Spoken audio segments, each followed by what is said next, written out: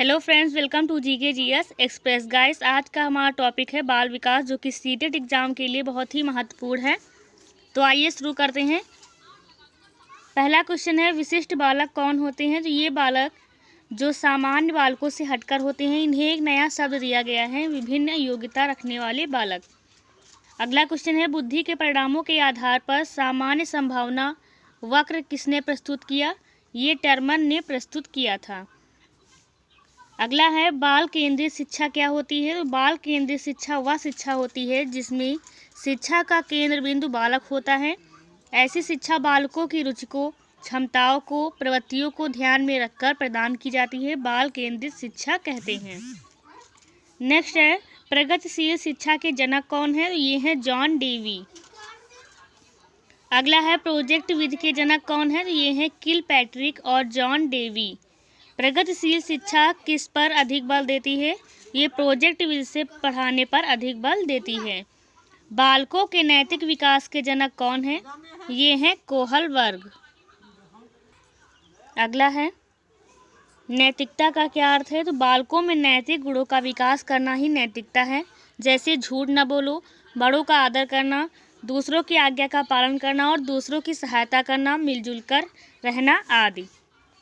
आगे देखते हैं, कोहलबर्ग ने नैतिक विकास को कितने चरणों में बांटा है? ये क्वेश्चन है। तो इसने जो है 3 चरणों में बांटा गया है।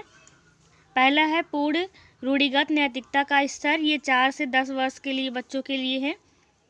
और ये रूढ़िगत नैतिकता का स्तर 10 से 13 वर्ष।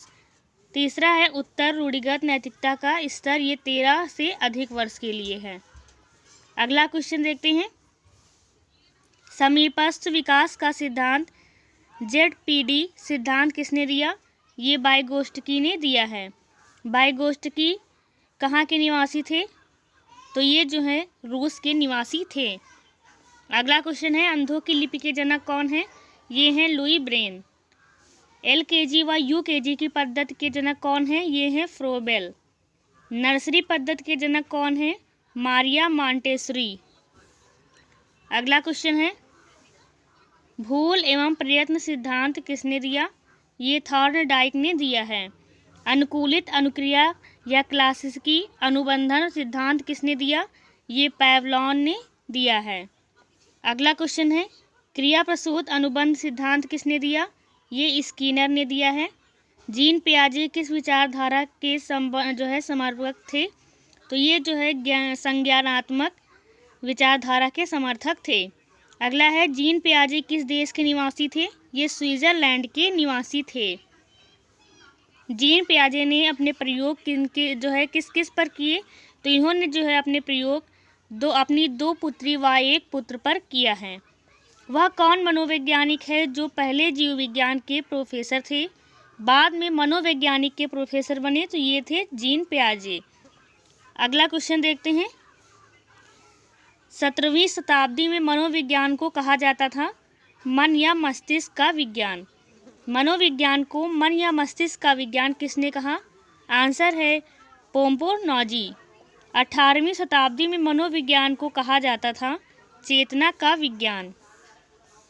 और 20वीं शताब्दी में मनोविज्ञान को कहा जाता है व्यवहार का विज्ञान। व्यवहार का विज्ञान, यह कथन किसका है? यह है वॉटसन का। शिक्षा का अधिकार अधिनियम कब बना? 2009 में। शिक्षा मनोविज्ञान की पहली पुस्तक लिखी है थॉर्नडाइक ने 1903 में। शिक्षा का अधिनियम लागू हुआ 1 अप्रैल 2010 को। शिक्षा का अनिवार्य एवं निःशुल्क शिक्षा का अधिनियम लागू हुआ था 4 अगस्त 2009 को। एक शिक्षा में शिक्षक एवं छात्र का अनुपात होना चाहिए 1:40। मनुष्य की संरचना कितने गुणसूत्रों से हुई है? ये 23 गुणसूत्रों से हुई है। लिंग का निर्धारण कौन सा जोड़ा करता है? 23वां जोड़ा। डिंब अवस्था कितने दिन की होती है? 14 दिन की। पिंड अवस्था का समय कितना होता है? 14 दिन 2 महीना। गर्भवती महिला का वजन कितना बढ़ जाता है? 10 किलोग्राम से 12 किलोग्राम तक। अगला है, मनुष्य किस प्रजाति में आता है? Homo sapiens. जन्म के समय बालक का वजन कितना होता है? 2 किलो 700 ग्राम या 7 से 7.5 पाउंड होता है। शिक्षा मनोविज्ञान की उत्पत्ति कब हुई? ये 1900 ईस्वी में हुई है। अगला है, मनोविज्ञान को एक विषय के रूप में निश्चित आधार लेने का श्रेय किसको जाता है? ये विलियम जेम्स को जाता है। अगला है, अमेरिका के मनोविज्ञान के जनक कौन माने जाते हैं? ये विलियम जेम्स को माना जाता है। नेक्स्ट है, वाइगोत्स्की ने बालकों के विकास के लिए कौन सा सिद्धांत दिया? तो इन्होंने जो है संज्ञानात्मक विकास का सिद्धांत दिया है।